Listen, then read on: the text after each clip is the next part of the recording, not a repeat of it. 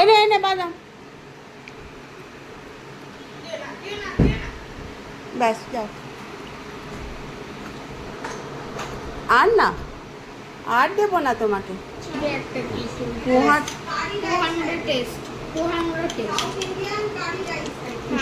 South Indian খিচুড়ি। শুভ দুপুর বন্ধুরা।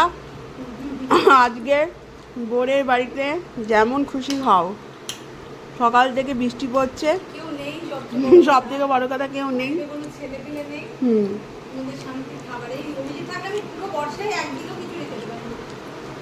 অভিজিৎ থাকলে পরে বলতো দিদিভাই তুমি এটা মুড়ি মাখিয়েছো বাদাম ভাজা দিয়ে।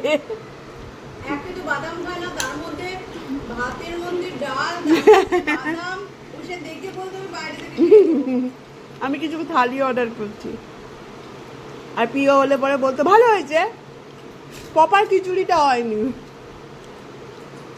তার থেকে বরং আমাদের এটাই ভাল লাগে, কেউ কিছু বলবে না। খেতে ভালো লাগছে না? এটা এমনি এমনি ভাল লাগে, দেখ দই দিয়ে মাখিয়ে খেতে আরো ভাল লাগে।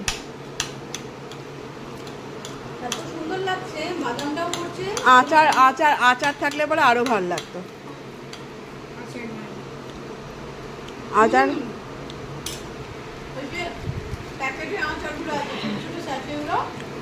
ও দরকার নেই, টক দই আছে, টক দই আছে তো।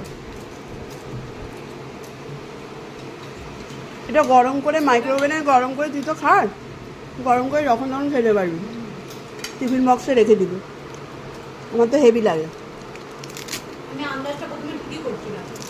ওই চালেরটা তো, হ্যাঁ চালটা, হ্যাঁ আমি বললাম না ভাতের আন্দাজটা আমি করতে পারি না, মনে হয় যেন কম হলো।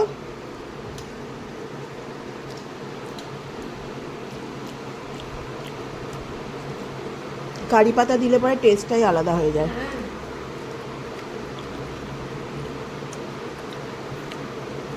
আর এমন একটা জিনিস দিয়েই হয়ে যাবে খাওয়া দাওয়া কমপ্লিট। মুখ ছেড়ে যায়।